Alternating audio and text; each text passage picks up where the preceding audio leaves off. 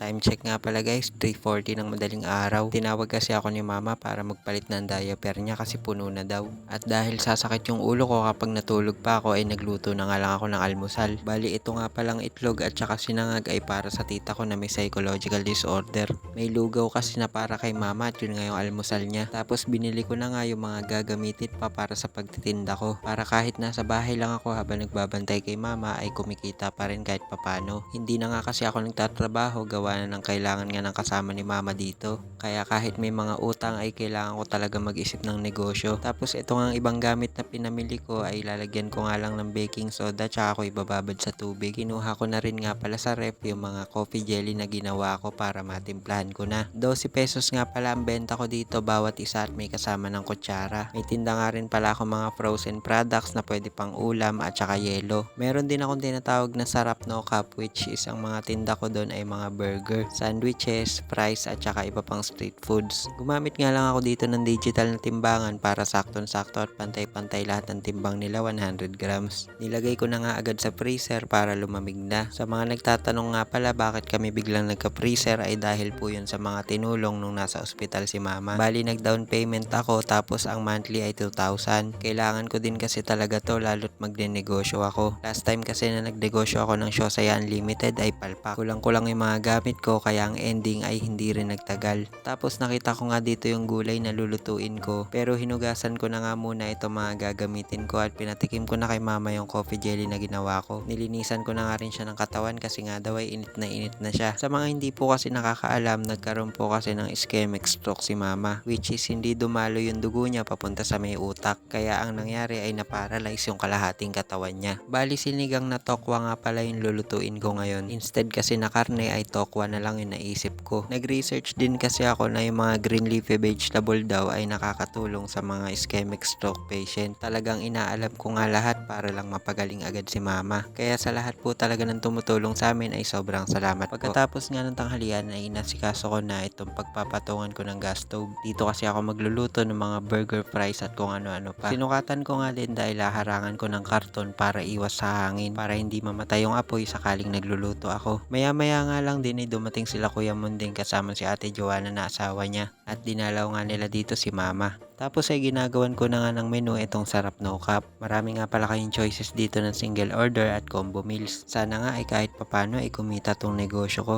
Mahirap din talaga makipagsapalaran pero kailangan. Lalo ngayon na wala akong trabaho. Nilalagyan ko nga lang ng tape dito ngayon para maikabit na nga dito sa pader. Para kapag may pupuntang customers ay makikita kagad ko ano yung mga menu. O paano hanggang dito na lang muna itong video natin na to. See you!